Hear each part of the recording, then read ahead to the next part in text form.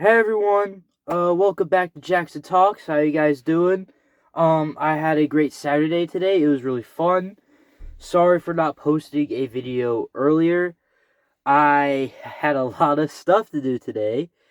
Uh, I had to help with my dad and brother doing yard work today, making the house look good, buying mulch and stuff, and then we had our sister's prom walkout today and we met some family members and stuff. And, it was good. Went out to eat. Got back home. I took a shower, as you can see right there. And yeah, so this video is going to be posted late. So sorry about that. But today we are going to be talking about a comic series or a comic and a chapter book graphic novel type series, kinda. And the book we're going to be talking about today is Big Nate. Now, this is going to be a sequel, kinda, to the Diary of a Wimpy Kid video. I'm planning on making a third reading book on the way, so there's that. But we're talking about Big Nate here, so let's get into it. So, Big Nate was and still is a comic strip. Is a comic strip that was created by a guy named Lincoln Pierce or Purse. I think it's pronounced Purse. And I always say Pierce, so I'm gonna just go with Pierce. Lincoln Pierce created this guy back in like 1997, 1998, and Big Nate has been with us ever since. He has gotten, comic strips. He's gotten graphic novels, kinda. He's gotten chapter books. He has gotten his own world in Pop Tropica, which is pretty cool. And he had his own TV show, which I am going to talk about in a little bit. But we're going to be talking about the books for the most part. Sorry. So the books kind of follow this kind of rhythm, kind of, where Nate, which is the guy right here, he thinks very highly in the book drop. And he thinks very highly of himself to the point where it's kind of annoying in a way.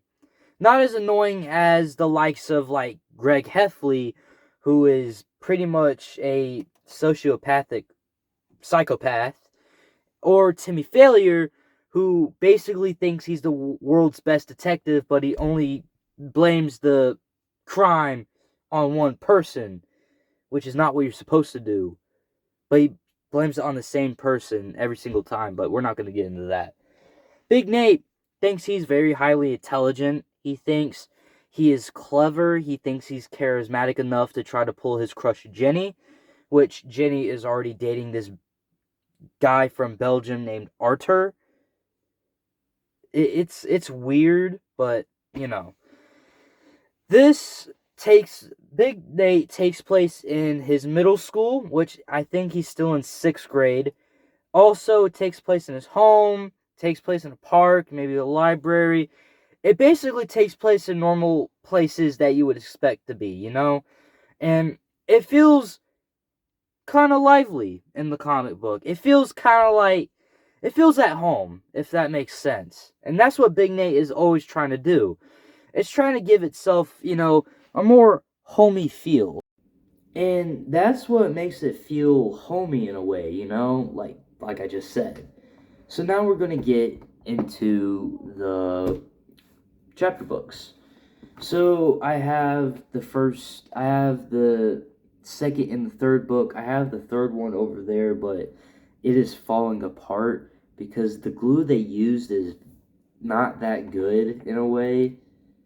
So like you can hear it creak and stuff, and it loosens. It's you know horrible quality, but I still like to read them from time to time. So basically, these chapter books feel like what a Big Nate series or like a TV show would be.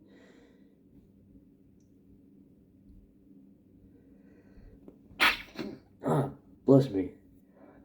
Sorry. Allergies. It's pollen's everywhere, but we're not. Oh, crap. Sorry. Alright,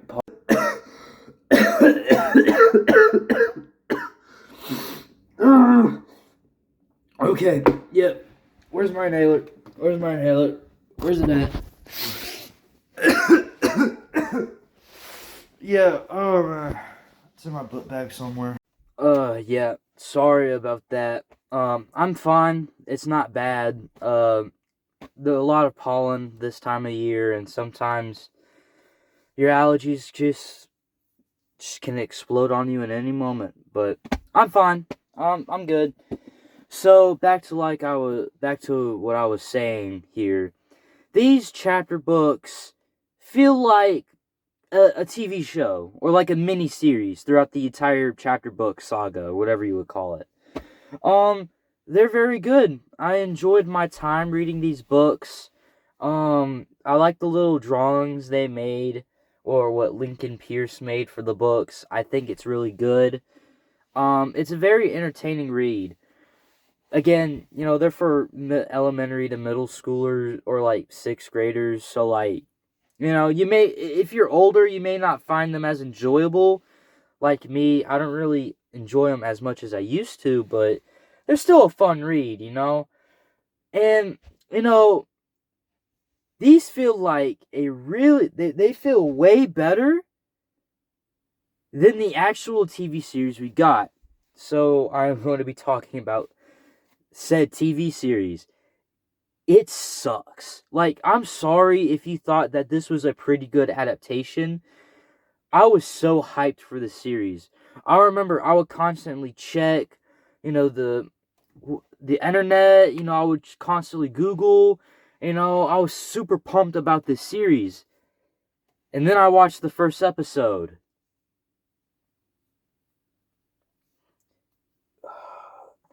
Have you ever went to a movie and you thought it was going to be good?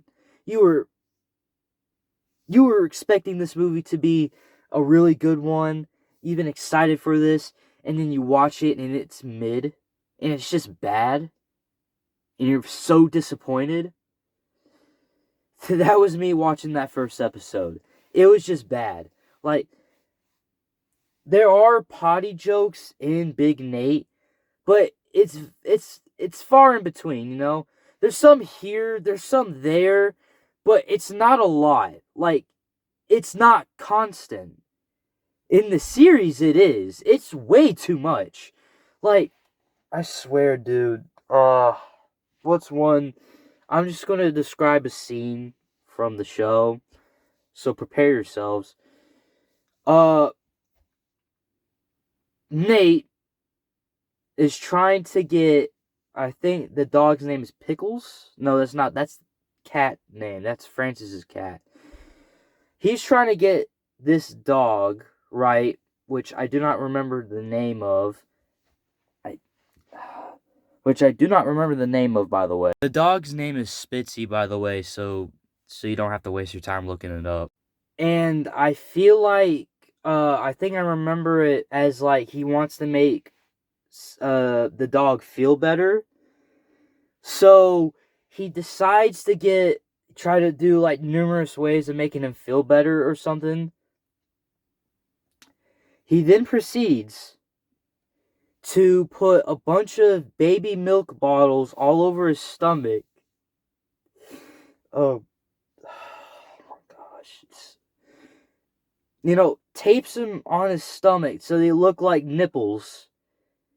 So Spitzy, or like the dog, to feel like a motherly connection to Nate or something. And then Spitzy bites him and he like swings him from this way to that way, and milk is splurting everywhere. Does this make sense to you? It doesn't to me. And I watched the episode. It's that weird. And there's another thing where they made a short, I believe, where his dad gosh, it's so weird. Basically, Nate can't go to sleep, so his dad does the butt song. I don't know it. I don't want to name it. Like drums his butt, and Nate has a dream where it's a bunch of butts at a rock concert, and they're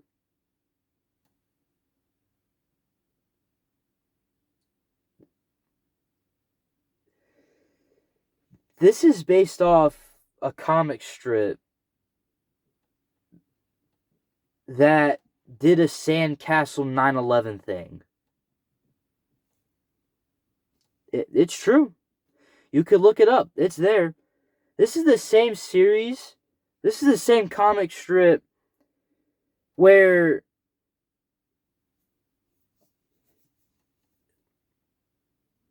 it's just like characters get made fun of and they feel sad. You know, there's I think one kid that has divorced parents, and like this is coming from that comic strip, and they made that series.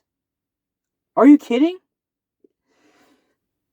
Hey, hey, uh, I know you're probably go watch, go look up. I know this is cringy to say, but go look up Sus Big Nate moments on YouTube, and I swear it's the weirdest thing you would ever see in your life. And I'm being serious. I'm being dead serious. But that's it. I'm done talking. I'm done talking about the show. I'm done. I'm done. But yeah, Big Nate. It's kind of weird for me. I'm kind of mixed about it, even though I absolutely loved reading the comic strip as a kid, or like when I was in elementary school. Always loved reading it in the library, and then I kind of just aged out of it. And sometimes I read the graphic novels from here or there, or some of the comic strips online. But you know, at the end of the day, I just kind of phased out of it. You know, and I moved on to Timmy Failure and Diary of a Wimpy Kid.